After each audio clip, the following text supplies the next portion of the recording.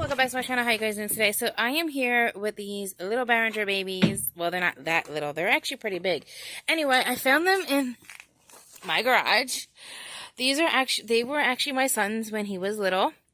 I need to wash them up, but they're gonna look super cute washed up, guys. Like literally, don't mind them. They just need a little restoring, and I'm going to restore them and show you guys after I wash them up a little bit and get them all cleaned up.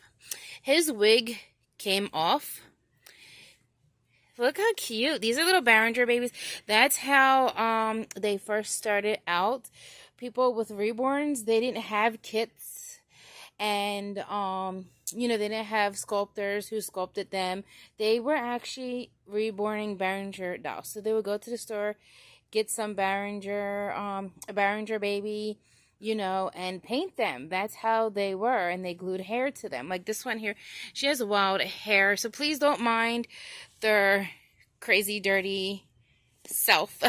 Obviously, my son loved them, but then grew out of them, and they kind of got pushed to the side or whatever, so they were in the garage, so of course they got a little dirt on them and stuff. You know, just like when you find at different places, thrift stores and stuff, they just need a little cleaning. So I'm going to do an updated video on these two when I get them all washed up and cleaned, so you can see how well cleaned they got. But like I was saying, and I had to find his wig. I don't know where his wig is, or I could just give him a brand new one.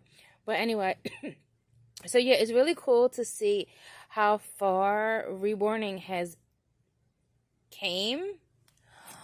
Because, you know, I got my first reborn from the same lady who reborned both these Behringers, and she did a really good job, but unfortunately I got rid of her because she really wasn't to my liking no more. She wasn't up to my standards no more. But I love the history of the reborn babies, how people started reborning them and, you know, painting them, because like I said, kits were not a thing like they are today. There's lots and lots of reborn kits out there that you can get.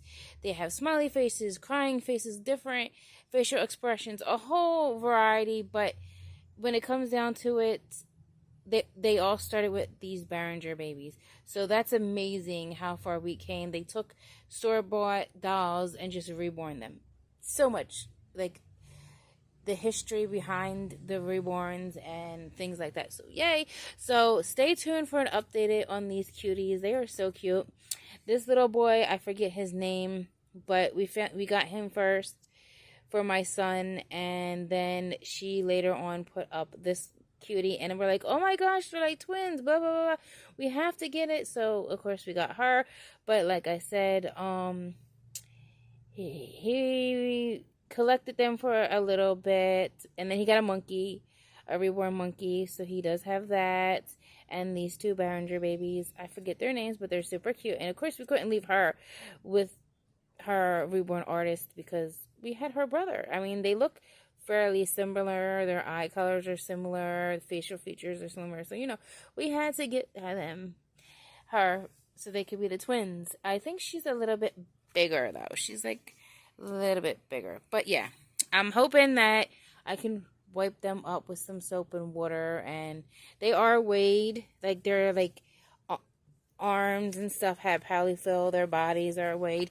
I think he weighs a little bit more than she does, but yeah, she's not really weighed too much. This baby is weighed a lot. So yeah, let me know if you want to know more of the history of the Reborns. I would love to talk about that. That's a really interesting conversation. But okay, guys, don't forget to like, comment, subscribe, share. We'll see you in the next video, and thank you for being a subscriber and commenting. I love you guys. Bye.